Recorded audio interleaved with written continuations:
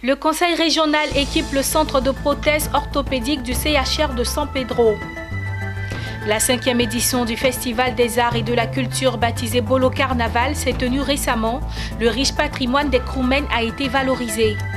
Et puis à tout le pleu, l'ONG PE organise un séminaire pour prévenir les conflits intercommunautaires.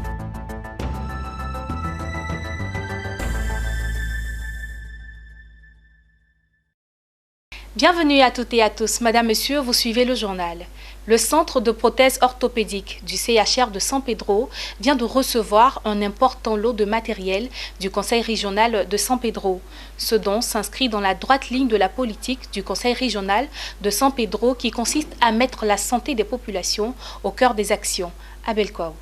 C'est un ensemble de matériels biomédicaux de dernière génération pour la rééducation physique des malades victimes d'accidents vasculaires cérébraux et de toutes sortes de fractures des os. La remise de ces équipements est faite par Donatien Begré, président du conseil régional de San Pedro, au centre de prothèse orthopédique du centre hospitalier régional. Ce sont entre autres un vélo d'appartement, un vélo elliptique, un tapis de marche, 2 ultrasons, 2 électrostimulateurs à 5 électrodes, un banc de renforcement multifonction, une lampe à infrarouge avec minuteur marche et arrêt, 2 ballons de Klein, une cage de poulie thérapie, 2 tapis de sol, une vessie à glace et une table bobate électrique, le tout d'une valeur de 18 millions de francs CFA. Le directeur régional m'a demandé de vous remercier profondément et infiniment. En effet, ces différents matériels dont vous nous faites gracieusement don vont bénéficier à la population de San Pedro.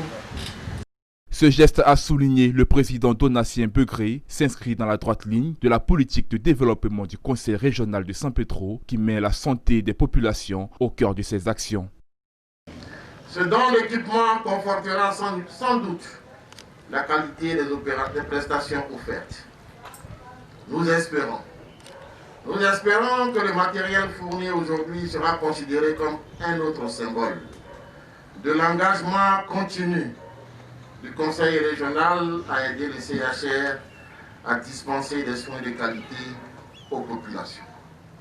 Le président Donatien Begré s'est dit satisfait de découvrir la fabrication de prothèses au centre de prothèse orthopédique de San Pedro. Il s'est engagé à faire connaître le centre non seulement à la région de San Pedro, mais aussi à la Côte d'Ivoire et de faire de ce centre un centre opérationnel.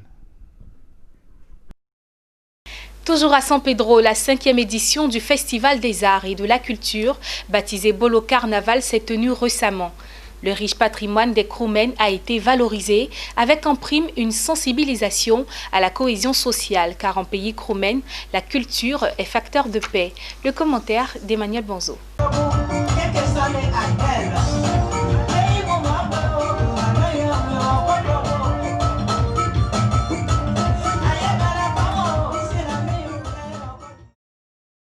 Nous sommes à San Pedro, à la 5e édition du Festival des Arts et de la Culture Kroumen baptisé Bolo Carnaval.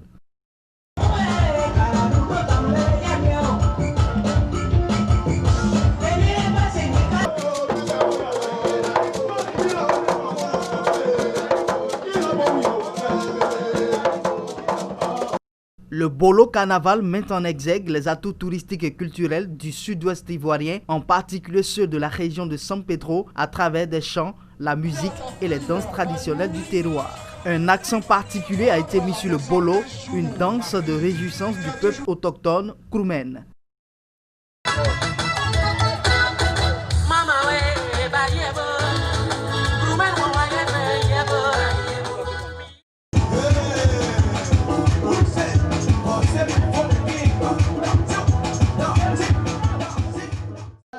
Expositions gastronomiques, artisanales, commerciales et des concerts ont constitué les temps forts de cette 5e édition de Bolo Carnaval 2020.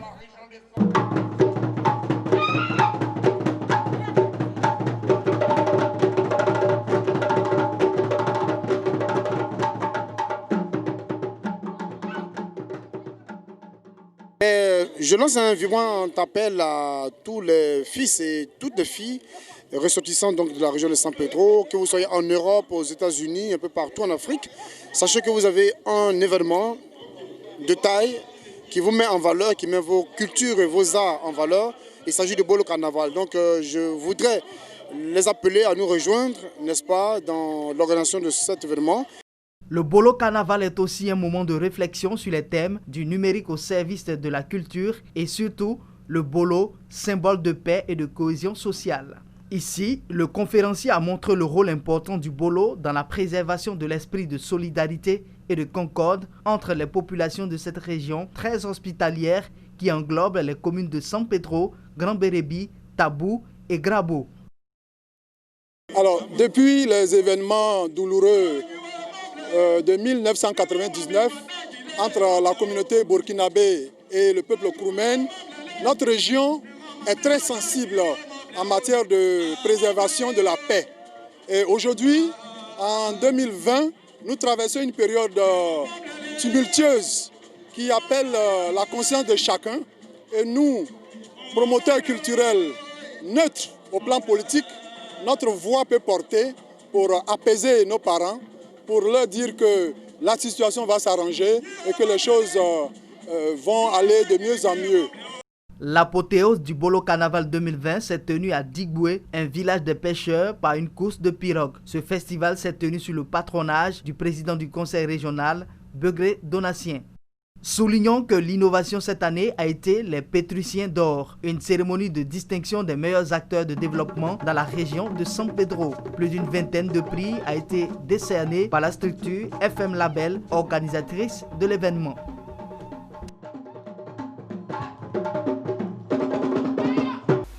Rendons-nous à présent dans l'ouest de la Côte d'Ivoire, plus précisément dans la région du Cavali. L'ONG PE, basée à Tout-le-Pleu et ses partenaires, ont initié un séminaire pour prévenir les conflits intercommunautaires. On en sait plus avec Théodore Kanga. À Tout-le-Pleu, l'ONG PE a organisé un séminaire sur la prévention et la gestion des conflits, l'alerte précoce et la réussite d'une élection apaisée.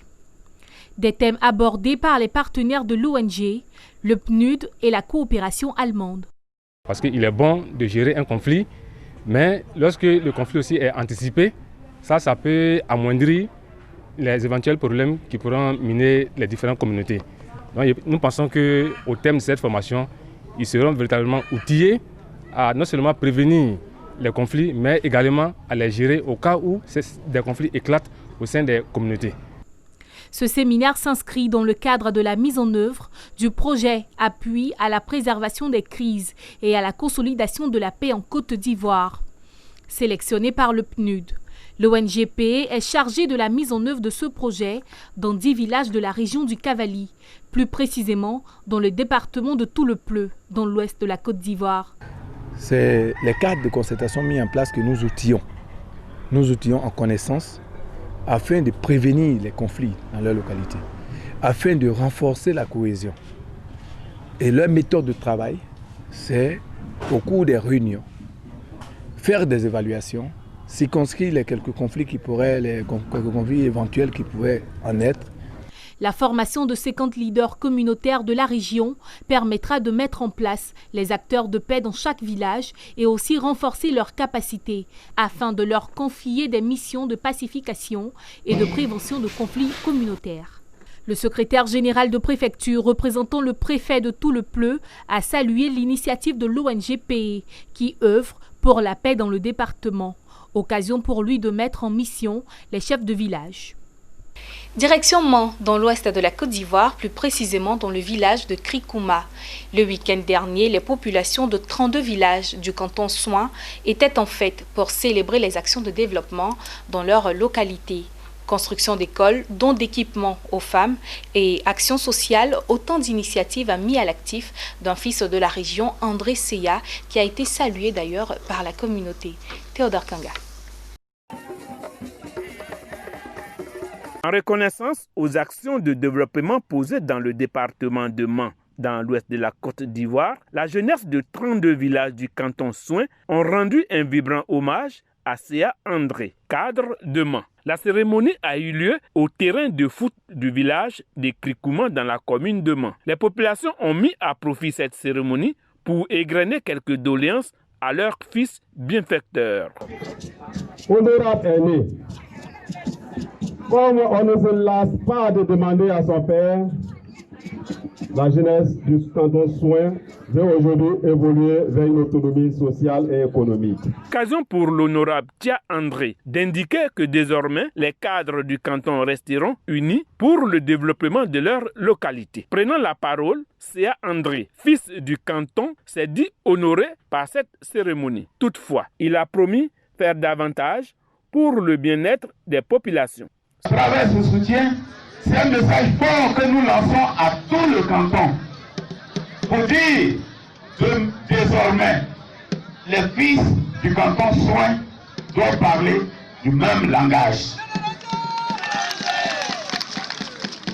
Quel que soit notre bord politique, nous devons parler le même langage.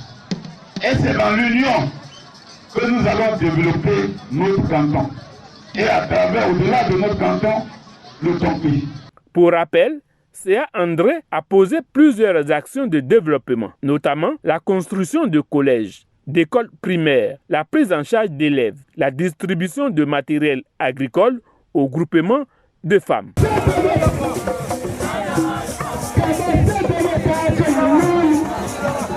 Les fils et filles du Lodjibois se sont réunis à Abidjan à l'occasion de la 3e édition du Rassemblement des cadres de la région. L'objectif était de créer un cadre d'échange et de sensibiliser sur la paix à l'approche des élections en Côte d'Ivoire. Zeynab Dosso et Richard Akiki.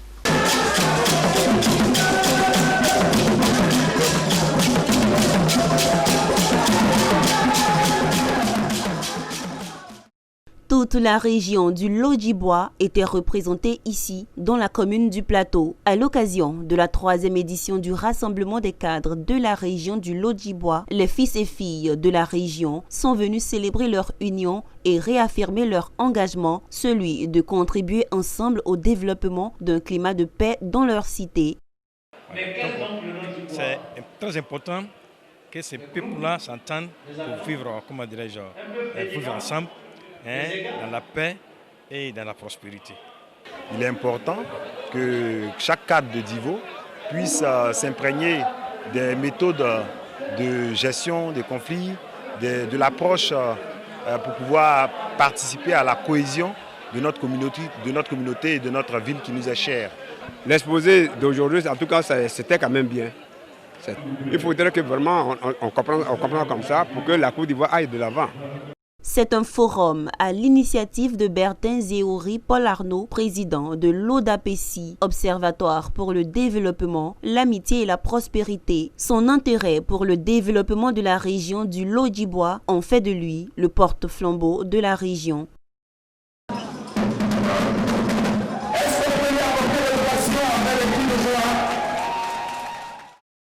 Il est donc dit que les cadres sont les ambassadeurs des populations, lesquels les ravitaillent en vivres, plutôt que se donner à l'exclusion, plutôt que considérer l'autre comme un étranger. Non, personne n'est étranger dans le Lodjibois ni en Côte d'Ivoire. Nous sommes tous africains, nous sommes tous des humains, et le développement de l'humanité nous concerne chacun à son niveau. La 3e édition du Rassemblement des cadres du Lodjibois a été marquée par plusieurs prestations artistiques originaires de la région.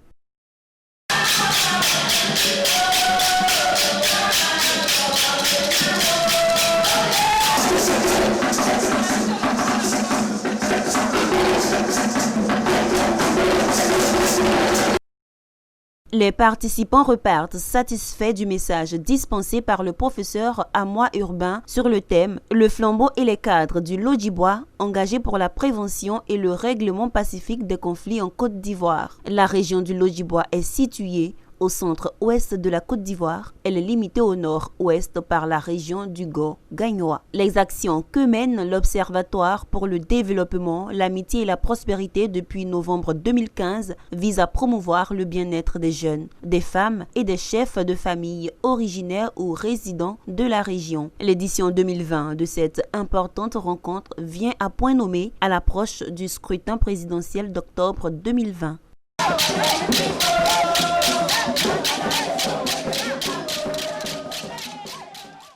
Et puis, la ministre plénipotentiaire du Gabon, Laure Olga Gondjou, a dédicacé le 2 octobre 2020 à Abidjan son ouvrage intitulé « Instant de vie, Omar Bongo, les miens et le monde ». Un livre biographique qui retrace sa vie et son passage dans les méandres de la politique gabonaise aux côtés du défunt président Omar Bongo Ondimba. Pierre Tebeu et Marie Huisseri ont feuilleté pour nous ce roman. Reportage.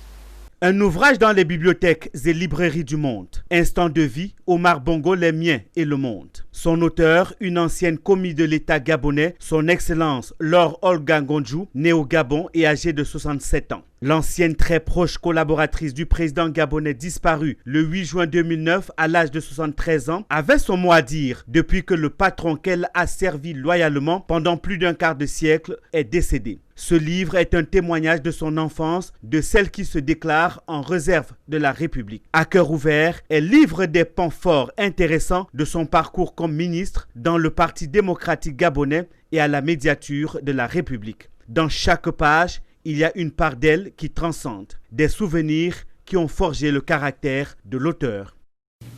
En l'écrivant, j'ai voulu honorer la mémoire de mes parents et celle de celui qui a été, des années durant, mon patron.